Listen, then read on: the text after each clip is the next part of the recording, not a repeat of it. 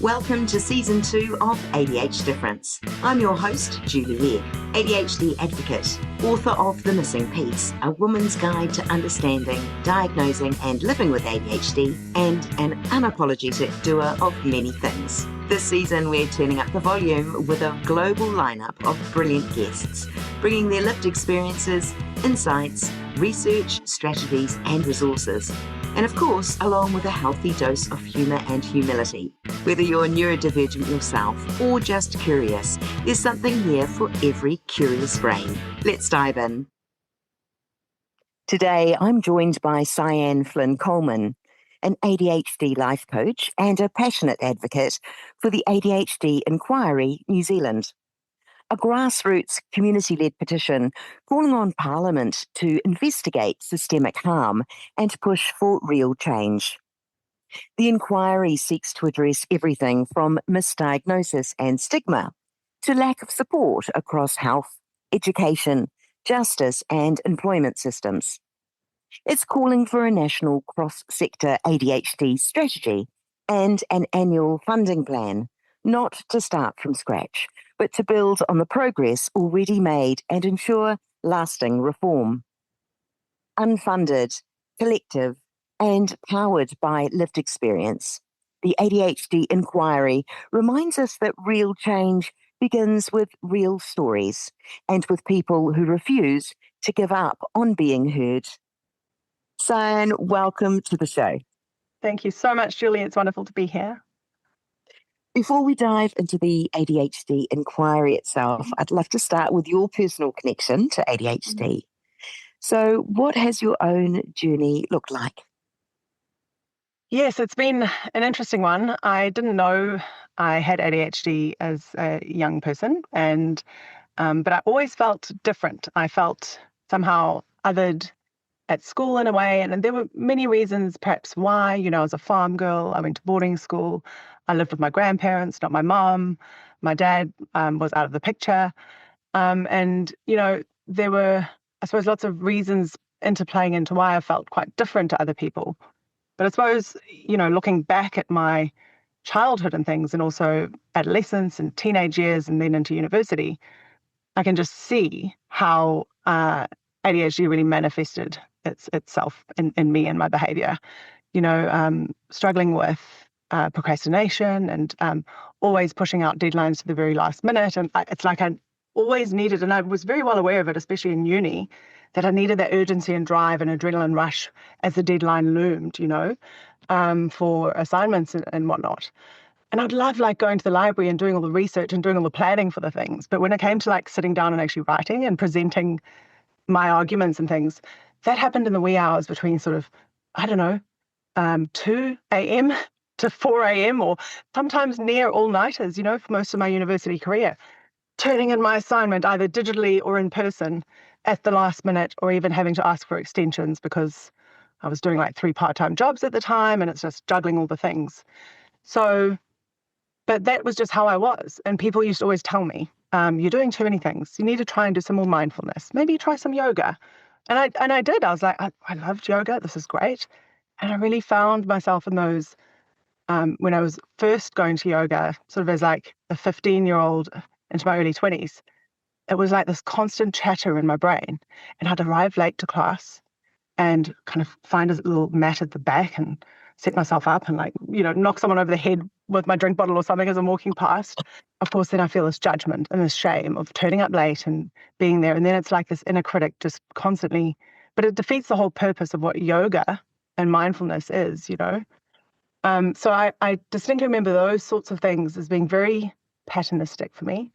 But it wasn't really until motherhood and the birth of my second child. I've got 3 kiddos. I'd been working in corporate prior to that for about 5 to 8 years. And I was a sustainability manager working in-house at a multinational company here in New Zealand.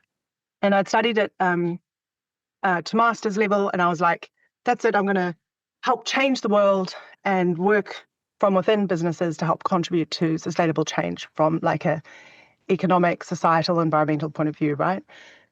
And so that passion was always there, but I was like, how can I do this on my own terms? So at the end of 2019, when my baby was I don't know, coming on a year old, and I had a toddler at the time, I was just like, I want to set up a consultancy business where I do this work. And I learned about partnership brokering. And I was like, this is my jam.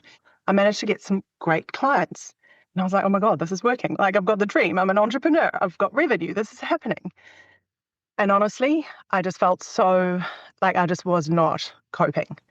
And my parenting just was so misaligned. It wasn't how I thought I would parent. I was trying to do this amazing client work, and I'd have 12,000 tabs open, start like 3 or 4 emails, have multiple discussions going at a time. And like my bosses or the people that I was reporting to would be like, cool, how's it going on the XYZ project? Oh, it's good. We have some good conversations with so-and-so. But it's like, oh, but the delivery, we need the thing, we need the stuff, like the document, the research or whatever. And it's like, I'll get there, and then I just felt like such a square peg trying to fit into a round hole. And so I sought therapy in mid-2020 and to help me with my parenting and also this client work that I was just unable to kind of deliver on. And on my 3rd visit into the therapist's office, just when we started to take the masks off and stuff, she just quietly listens to me ramble on. And then she goes, have you ever been assessed for ADHD by any chance? And I was just like, isn't that the thing that like 9-year-old boys get diagnosed with and kind of grow out of when they're 25 or something? And she's like, no, and I've come to learn, this is a myth. This is a myth that we've been taught. And a lot of girls, especially high achieving girls and women, go unnoticed and undetected in childhood and through their teenage years and early adult life. I had the diagnosis, but I just knew that even regardless, I wanted to help women that are coming to terms with a late diagnosis later in life. And so that's when I started my coaching training and all the other courses and programs and things, got to spin all the plates, right? But yeah, it's been a multi-dimensional journey, that's for sure. There are two sides to ADHD. There's our challenges and our strengths. I think it's a bit of a process. And at some point through acceptance and understanding challenges and looking at ways to navigate them, then one can appreciate the strengths. But I think for a lot of people, it's very difficult when they're just beginning that journey and they haven't quite, got there. Yeah. Sian, today though, we are here to talk about the ADHD Inquiry New Zealand. Yes. Now, it's a grassroots unfunded movement calling on Parliament to investigate the systemic harm experienced by ADHDers across health, education, justice and employment. So for those who might not be familiar, can you explain what this petition is aiming to achieve and why it matters right now? Yeah. So thank you, Julie. This is, we in the ADHD community and those who are advocating for the petition really are so grateful to be able to talk about this and with you and your listeners. And essentially the petition is calling for Parliament to launch a public inquiry into systemic harm. And I'll go into what that means in a second, but it's not to blame anyone, but it's essentially to fix long-standing gaps that are across these sectors, health, education, justice, and employment. And systemic harm itself actually means ongoing structural failures, not only one singular bad experience for any one individual, obviously, or a group of people, but it's more systemic than that. It's decades of fragmented policy, missing data, and uncoordinated support, really. And it's estimated that around 280,000 New Zealanders have ADHD, and that's larger than several regional populations in our country. And there's no coordinated cross-sector strategy. There's very little research as well as dedicated funding for the community. And both the UK and Australia actually launched public inquiries back in 2023. And so we need to connect what's already working and make it sustainable really for the long term. Elspeth, who's the named petitioner on this, and myself, we can only really speak from our own worldview. We talk from our lived experience and we talk from listening to others and understanding the community and the needs. So, the ADHD community is very diverse. Everyone's experience looks very different. And that's why an inquiry matters. It's a mechanism that can gather voices from across Aotearoa with individuals, whānau, researchers, clinicians, charities and professionals who might not otherwise be in the same room, If the inquiry goes through, it'll be on record and lived experience in Hansard, which is the Parliament's permanent record, meaning that the stories of the ADHD community become part of our national record and not scattered or lost. And it doesn't matter which government is in power at any particular time, but it's there no matter what. And so the inquiry, if it goes ahead, can actually make findings and recommendations, including around funding and coordination to help support the community, because it's now part of the Parliament record. So with the petition's wording itself, it had to actually meet really strict criteria and character limits set by the petitions committee. By actually submitting a petition to Parliament, then Parliament must give a response to the signed petitioner and all of those who have signed. So after it closes, the cross-party petitions committee, so it's not just singular party, will decide whether or not to progress it to the next stage. And once it gets to that stage, the named petitioner, Elspeth in this case, might get an opportunity to actually present the evidence to Parliament. If it gets past the petitions committee, it'll need cross-party support to get approved by government. So essentially, we're working within the system to try and help to improve it. And, of course, people will say, but what's the point? They won't listen anyway. But the alternative of not trying is actually worse. And we can go into some of those statistics as well. Yes, certainly hui and meetings and have happened, and there's goodwill there for sure, but they're few and far between, and it's piecemeal, really. So without public voices saying that this really matters, it could take years for further progress to actually happen. The ADHD community itself has spent decades masking, hiding our struggles, internalizing them, all for the comfort of others. And we can't just keep doing that. And so essentially it's about stepping into visibility, using the tools that we have calmly and collectively through the process, and backing up what's already being advocated for and worked towards. Essentially, the argument is that when people with ADHD thrive, then classrooms, workplaces, families, and communities will all benefit. It's not about dividing empathy, it's about expanding it, essentially. Thank you for explaining that. Absolutely. I read a lovely line that really summed it up. And that it's not about starting from scratch, but about continuing the work that's already begun and then building upon that. Yeah. And that feels really true because over the past 18 months, there has been real progress. And, we've seen PharmAC funding new ADHD medications, hui in Parliament, and moving towards making assessments more accessible through GPs.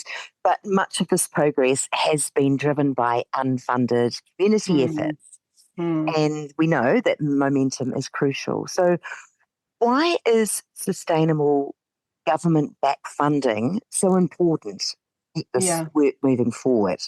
So far, there has been progress and there has been forward momentum, but a lot of it's come from volunteers and community advocates, really, not through funded leadership. And this is crucial. So yes, the PharmAC changes, the pilots that have been undergone, the hui that have been held, all rely on goodwill, as I mentioned earlier, and not on actual infrastructure. There was a study done by Deloitte in Australia back in 2019, which estimated that ADHD costs Australia 20.4 billion Aussie dollars a year, which is about $25,000 per person with ADHD. We'll share all these links to the research and the literature in this that we've got. Obviously, there's a paucity of literature for New Zealand itself, which is why we're actually asking for an inquiry. But we can only go on what's been done internationally, really, and where other countries have launched inquiries or have better infrastructure in place to support the community. So, if we scale those figures, those Australian dollar figures to New Zealand dollars, that's roughly about $7.5 billion every year, which are costs for our country, essentially, in terms of lost productivity and other metrics that the Deloitte study goes into. And that's including around $3.7 billion in lost potential, essentially. And that's people who could be studying, working, and thriving if the right support did exist. Even without our own local data, it's clear that not supporting people with ADHD is already costing New Zealand billions of dollars, right? So coordination really does matter. One example that really shows the progress and the challenge is the work that's already led by ADHD New Zealand. Darren Bull told One News a little while ago that it took 5 years and 312 meetings to reach agreement and improvements to ADHD management. That's an extraordinary commitment, but it also just shows how much progress still depends on relentless individual effort. It shouldn't have to take hundreds of meetings and years of unpaid work, essentially, to make things happen. A public inquiry would help to build the structure and coordination to help make this progress systemic. And then what sustainable funding would actually enable is a national funded strategy would actually coordinate long-term planning, consistent training, prevention, and also equitable access for everybody. It means that progress doesn't just keep depending on who has the energy to volunteer that year. And it would also, of course, mean, better data, better outcomes and accountability that lasts well beyond election cycles. So there's definitely really good reason as to why, the ADHD inquiry would lead to long-term sustainable outcomes that would benefit everybody. Having local data is really important too, so we know what we're dealing with. So even pushing that to the forefront would be great, so we can have our own New Zealand stats. Absolutely. The ADHD inquiry is a completely grassroots movement, which is a real testament to the community and their passion and persistence. So what is it like seeing so many people come together to lend their voices to this cause?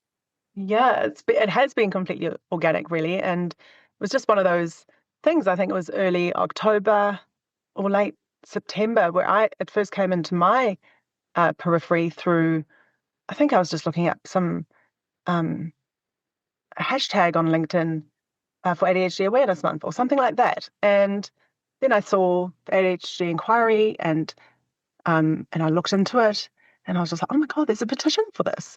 Like, this is amplifying the voices of the struggle.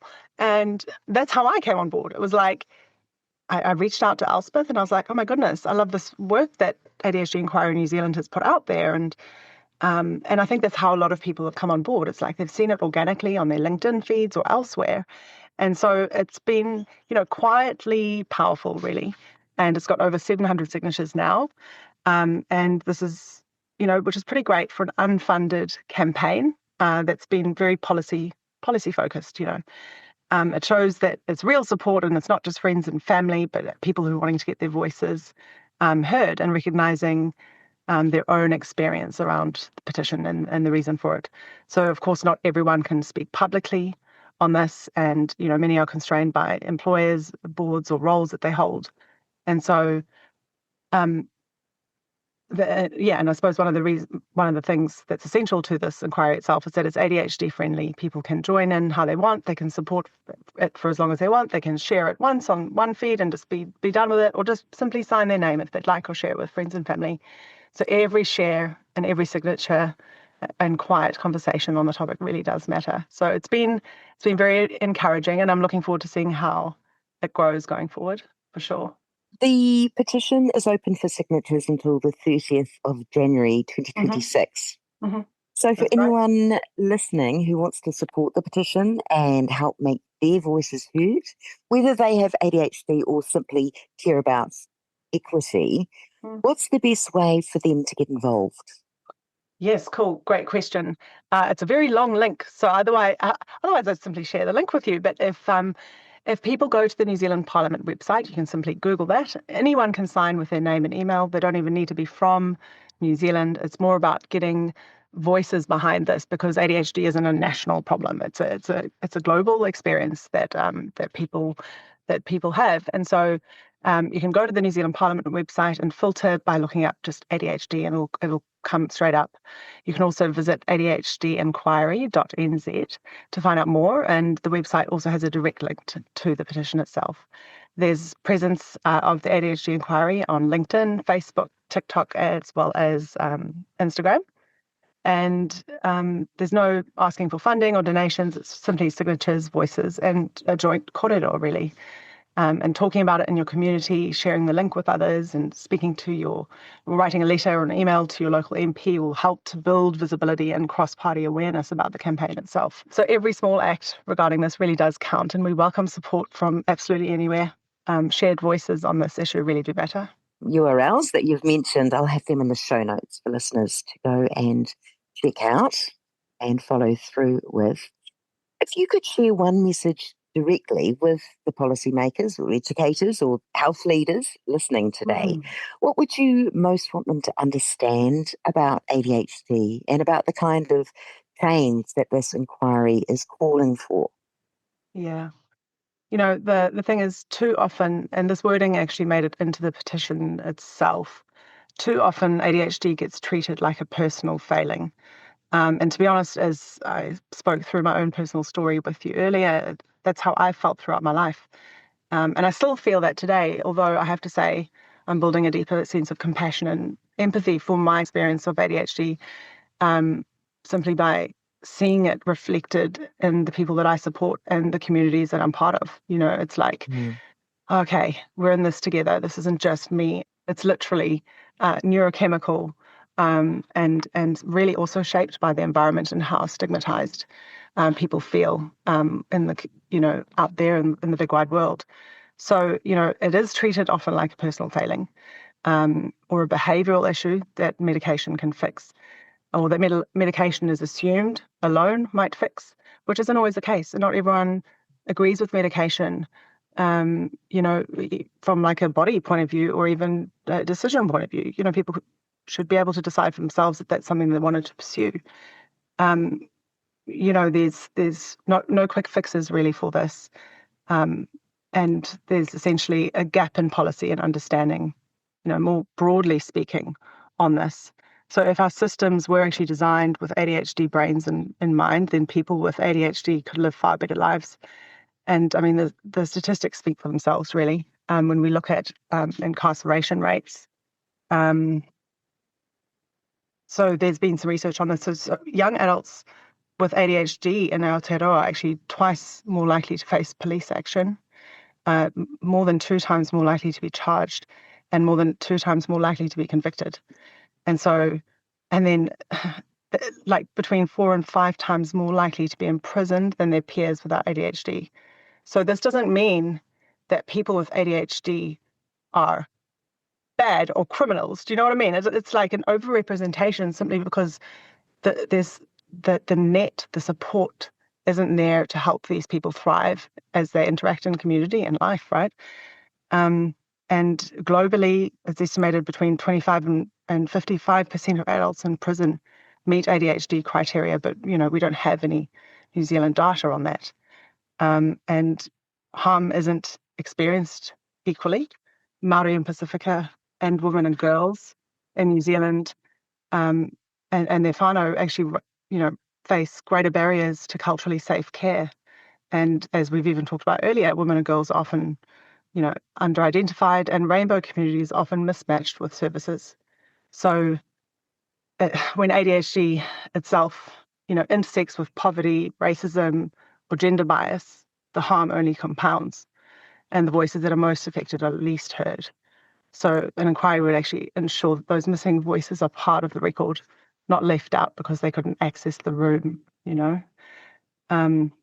So yeah, I think it's really important to realize that it's not one thing that could be fixed with behavior management or medication, but in education with teachers and having actual programs in place for them to better understand and perhaps even identify some of the signs, to be able to talk with parents openly, and then to be able to have supports and recommendations to put in place for families to start doing their own investigations to support their children.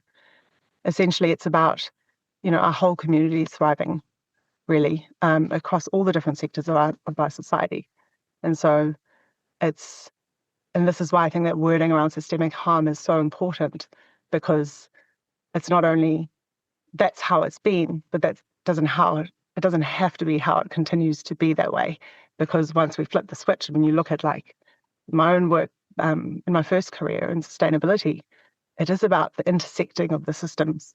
What systems are in place from like ecology and government and economy and things that like create the whole picture of how a system is failing, from an environmental perspective. It's the same kind of thing here. There's a way that we can move beyond the issues that people are facing on the daily, and then struggles that teachers and education and doctors with inability to have the time to spend to actually like assess their potentially ADHD patients. It's like a whole systemic kind of lens on this issue would bring a lot of those things to the surface, where we can connect the dots and start creating kind of better supports in place, so that there is a net there and not an ambulance at the bottom of the cliff. This kind of advocacy work takes enormous dedication, and it's not easy to hold the line when progress depends on passion alone. So, is there anything else you'd like to add on a personal note, or any hope you'd like to leave listeners with? Yeah, absolutely. This kaupapa really does build on the momentum that's already there. There is so much work and there's so much passion for the ADHD community and neurodivergent community in general to thrive in society. And so the work has been the foundations have been laid by so many charities and people who dedicate their time to this, and professionals that have been doing it for years. And it keeps pushing us towards lasting positive change and less stigma around ADHD. So the community has shown real leadership for decades. But what's missing now is coordination and accountability, as I've said, across the systems. We don't want the energy to get lost every time that someone burns out, and burnout is a very real thing for ADHDers. This is important work for me, and the work that I do, it speaks to my heart, really. I was very nervous coming on here today and talking with you through this, and obviously reading through some of these notes and making sure that I'm explaining everything and giving it the due reverence that it really does need to resonate with people. But, I think people know in their hearts if it's something that they'd like to support, and whether or not they have ADHD themselves or know and love someone who does, and they want to see children in classrooms across the country thrive and teachers feel supported in the work that they do. And, another statistic, by the way, which is worth sharing, I think it's around 7 to 9 years less life expectancy for people with ADHD. And so there's an average of 7 to 9 years of less life expectancy and higher mortality rates with people with ADHD, particularly when it's undiagnosed and not recognized. And a lot of this comes from perhaps impulsivity and depression and suicide rates with this community. It's a very real thing, with a systemic lens on the issues at large on this. It really does bring to light the potential effects and the changes, the positive, beautiful changes that it can actually come to fruition if we were to really understand what the picture is for our country, for the ADHD community in general. So, yeah, it's about a collective voice, really. Many of us spend a lot of time in ADHD spaces where we feel safe and secure and supportive and supported. But out there in the world, many of us are alone, still advocating for ourselves alone every day. But when we come together, really, it does change the whole story. One of the things that's crucial to understand about the ADHD brain and ADHDers in general is that many of us are very divergent thinkers, able to kind of coordinate and understand and see connections between seemingly disparate concepts, right? So essentially, we'd actually be an ideal group of people to help redesign some of the systems that weren't initially built with us in mind, if we were given the chance. So thank you so much, Julie, for this opportunity. It's been wonderful to share all of this with you. And I really appreciate your time and explaining all about the ADHD Inquiry New Zealand. And I remember the 30th of January for people to make their voices heard and their lived experiences known. So thank you, Sian, so much for today, and wish you all the very best.